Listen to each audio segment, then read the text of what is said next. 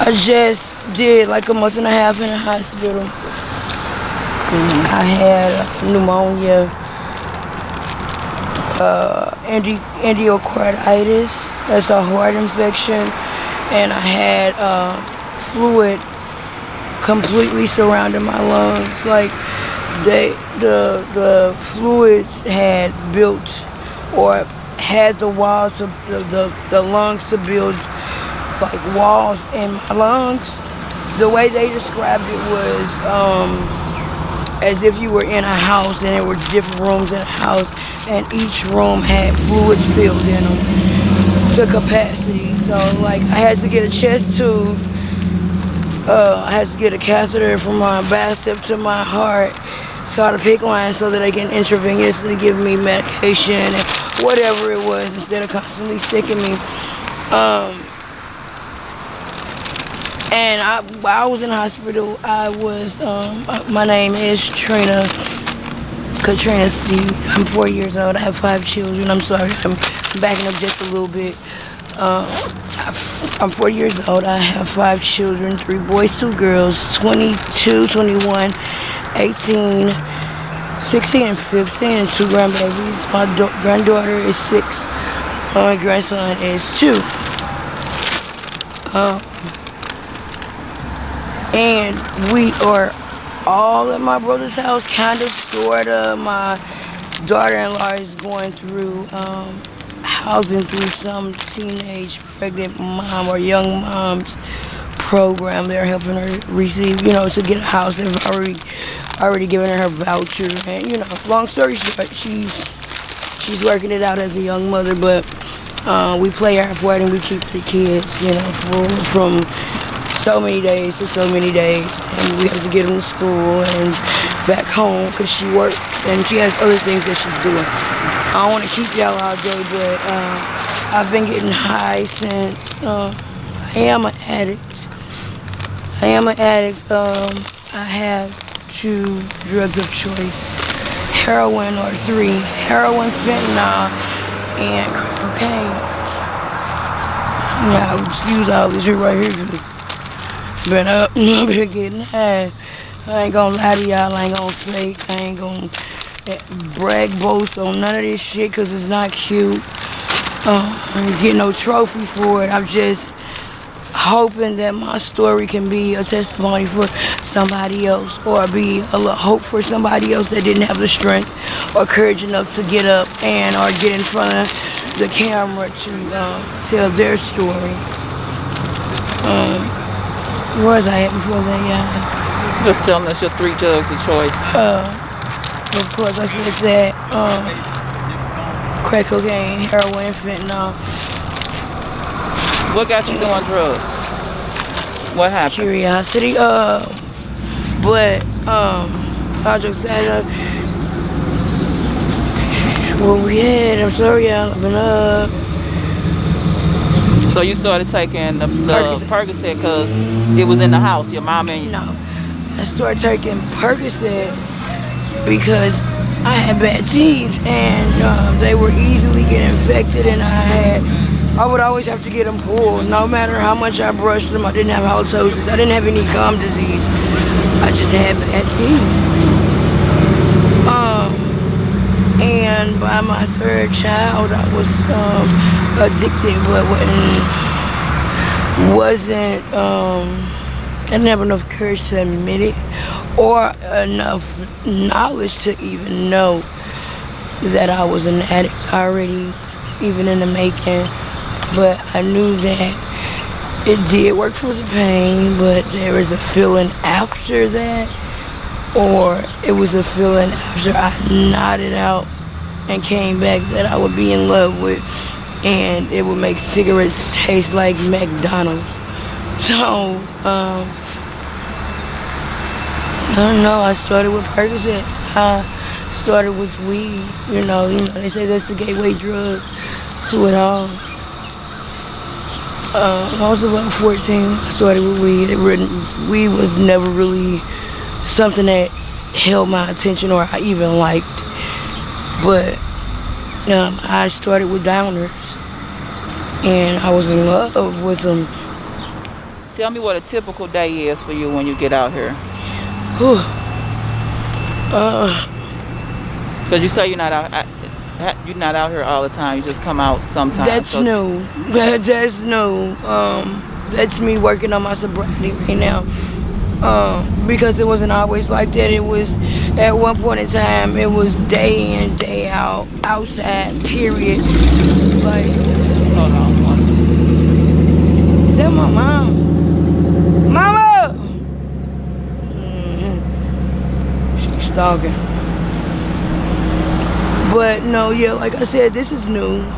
I wish I had some pictures of the time I'm talking about.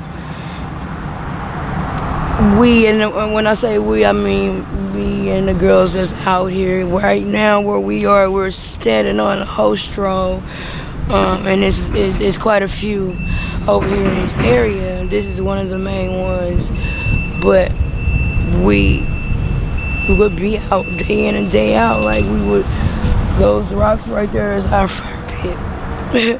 We've slept in this field, you know, in cheers and stuff. Sat on these steps all night. It's been times where we didn't go to sleep for weeks. We didn't eat for days. Our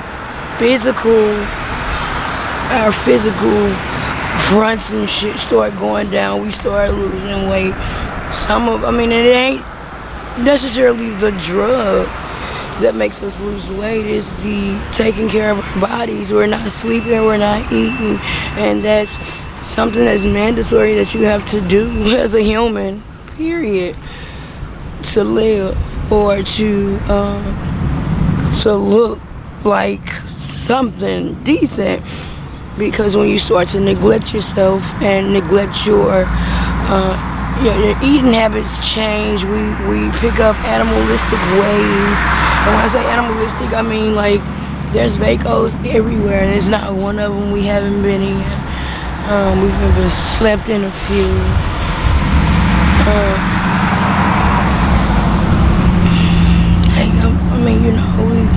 I've looked in the mirror like in those times, which wasn't long ago. It ain't long ago at all. And didn't know who the fuck I was looking at. Like literally, I looked in the mirror and cried. Scared the shit out of myself. Cause I looked in the mirror and all this was sunk in, and my eyes were sitting up. I feel like I ain't have a choice but not to go home, because if I scared me, then, and I didn't know who I was looking at, then how would my children look at me? How would my family look at me? Yeah, I just couldn't go. Couldn't let them see me do that, and it wasn't like it made it better, it made it worse. So how do you deal with the pain? Because that's pain, that's trauma. I'm dealing with it now. I talk about it now. I don't hold it in. Tell people how I feel. A lot of times I was causing my own pain. I don't beat myself up no more. Excuse me. I make my way to see my babies like that. Motivates me to love me because they love me and they need me, and I need to be here for as long as possible. Cause this shit that's out here and this shit that they gonna go through, that they're gonna need me, whether it be my advice or just me there. Whether it be my advice or just me there, telling them it's gonna be alright. Or just being a strength, being a whatever.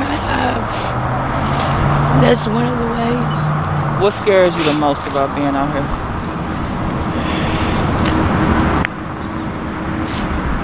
Now, or just like in general, Okay, then what scared me the most was being killed, ODing, and I have overdosed about 27 times. And by the grace of God, I was never by myself when I overdosed. And, well, I think that I was by myself once. I started off by myself, and somebody ended up walking in and saving me. It was a couple of times that I had started to OD, and I felt it coming. And what the hell is in my shoe? It's killing me. How does that feel? How does OD? I mean, what's the experience? Are you aware of what's going on? Or? Yeah. I mean, sometimes it happens really, really fast, and you always feel it. It's just sometimes you feel it, and then you're waking up. What's up, Ryan? Come here, Ryan. Come here, Ryan. It's a documentary on our addiction, bro. You ain't addicted. No, I don't smoke, but it's addicted. Girl, shut up. Yeah, you got some education. Everybody's addicted to something. We all got an addiction, whether it's drugs, gambling, shoes, or niggas. You sound nice. Yeah, you right. Keep going. What makes you happy? My babies. My babies. My family. And, being able to get up without having to get high. Because it was one point in time where I couldn't. What the fuck did this? Like, that's my baby daddy again. And he didn't walk back past us, but I'm sorry, y'all. Excuse me. Not needing fentanyl or heroin to get up, to move, to think, to anything. Like, becoming normal again. You know what I'm saying? Whatever normal is, becoming my normal again. You know what I'm saying? Being around my kids, being able to, being confident, getting my confidence back, being able to look in the mirror, and being able to look in the mirror and know that I'm not going to become depressed and just be on, or get a whole bag of fucking. Go get high. Yeah. So is it certain things that trigger that, or now is it just is it because you're an addict that now it's just habit, or is it certain things, certain situations that trigger?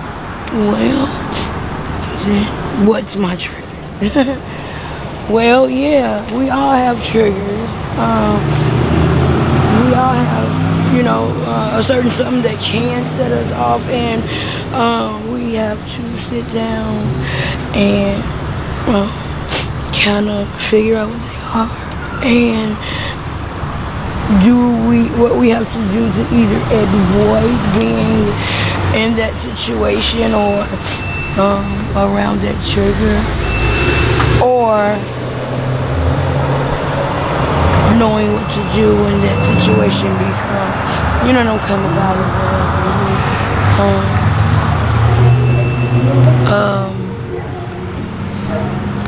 So you have to work to support your habit. I mean, like jumping in and out of the cars. How does that feel? I mean, like when you get in the car. It's degrading as fuck. Like, and it's scary. Oh my God. What's the scariest moment you had getting in the car with somebody? This guy, and I've dated him already once or twice before.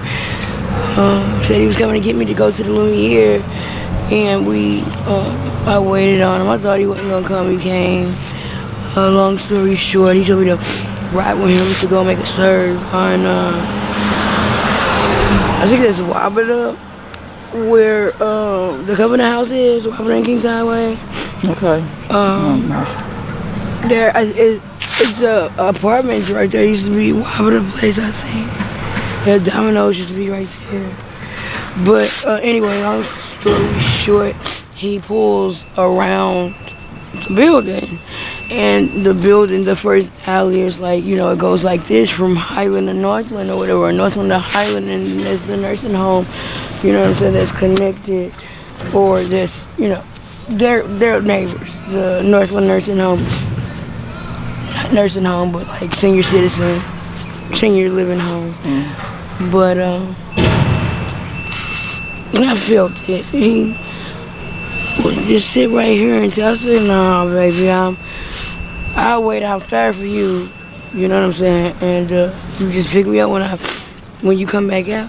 And I got ready to open the door, and I out the door, and he said, "Bitch, if you open that door, I'll blow your whole face off." And when I turned around, it was a Beretta. I mean, the hole was so big on it. I seen the bullet. I'm like, oh my God. Because I had been talking to girls about being raped and being robbed and having to defend yourself against one of these fucking maniacs. Talk up a little bit. You got kind of hoarse. But to have to defend yourself, and I'm not, a big woman, and most of us are not big women, and most of us are not real strong because we are not feeding ourselves the nutrients that we need, or we're not exercising like we should. So, we're nowhere with it already by being, they're stronger than us, by nature. So I had to do what he said do, and I did that. And he told me to get out the car to 100, and he robbed me, of course. He took my purse, he took my grandbaby's baby out that I just bought. He took my phones, he took my money, took everything, and told me to close my eyes and count to 100. I'm like, yeah, right. He pulled off, I ran on. What's your skills? I'm a phlebotomist, a massage therapist, a medical assistant. I have my own cleaning company. I do hair, I do natural hair. Braids, there's not a braid that I can't do. There's not a twisty I can't do. I lock dreads. There are 3 different ways: plaits, 2 strands, twisties. I cut hair. You're talented. You just need to get from out here. I just need to get something to do. Just need to get busy because boredom is the #1 key. So it's the #1 trigger. Boredom. Boredom, isolation, depression, you know what I'm saying? Being overwhelmed with where to start. How am I gonna restart? Get back started in life. How am I gonna get back into society as a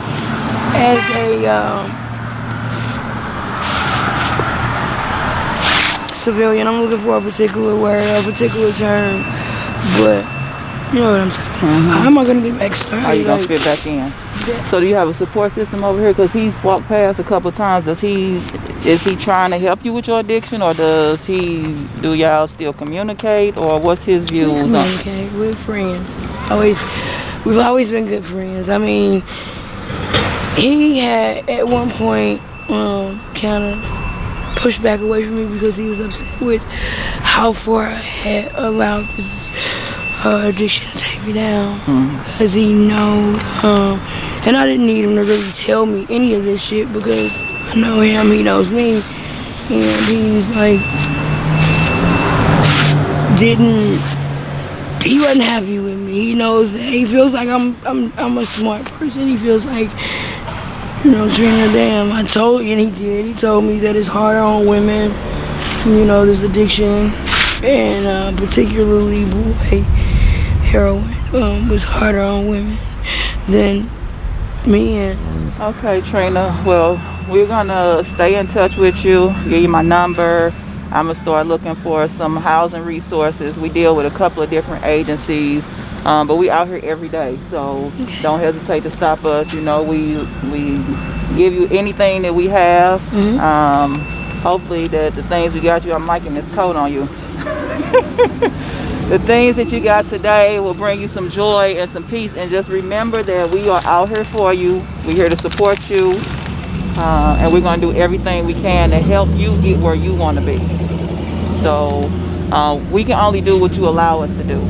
Girl, we finna get busy. Okay. Oh,